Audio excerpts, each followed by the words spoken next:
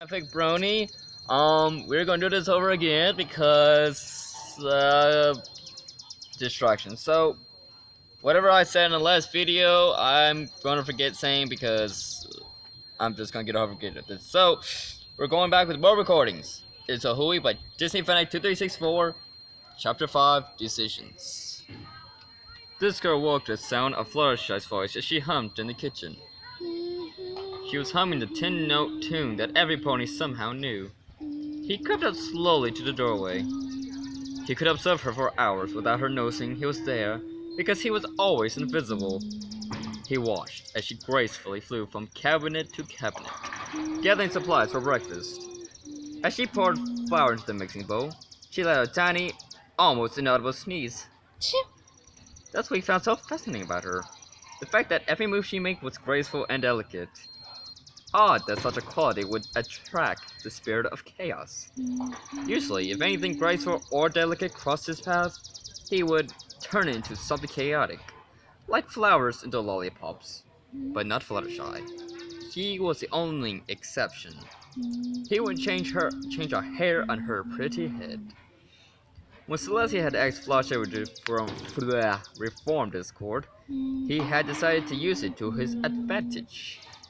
He had figured out that if he could trick the Pegasus into believing he was reformed, she would not have the heart to use her element of kindness against him. The irony was that even though she had not used her necklace, her kindness was what had changed him. Discord, you're a fool. Never care for any pony, and you're still not going to start now. He had kept Hamson this over the past few months, even after Fluttershy had fully accepted him as her friend. It was only a short time ago, when they were taking a walk and the sun was setting, her face gleaming in the orange light, when he realized that he truly cared for the Pegasus, as more than a friend. She was beautiful. Something about her soft pink mane and her blue-green eyes just made his heart, which he had not thought existed, melt. It was the first time he had considered him something beautiful that he had not made himself, and that was saying a lot. Of course, there were various obstacles. First, have you seen Alex?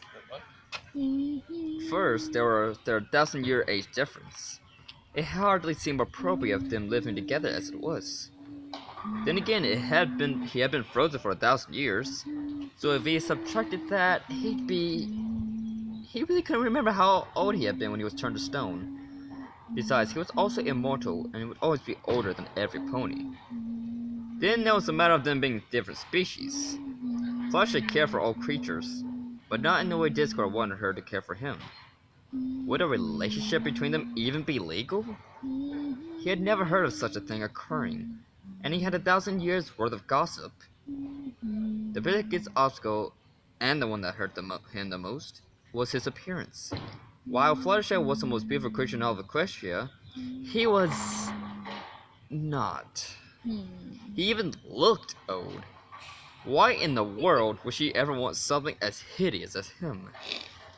Even if none of that mattered to Fluttershy, this girl knew the other ponies would never approve and his dear, sweet Pegasus would be an outcast, breaking her heart and his own in the process. He would never wish her such a fate. So he kept his distance.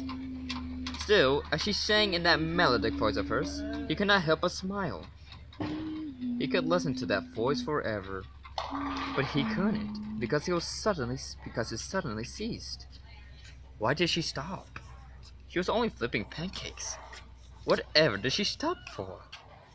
He then forgot his stealth and materialized behind her. Please, do go on! Fluttershy let out a shriek, dropping her special in the process. She turned and smiled nervously.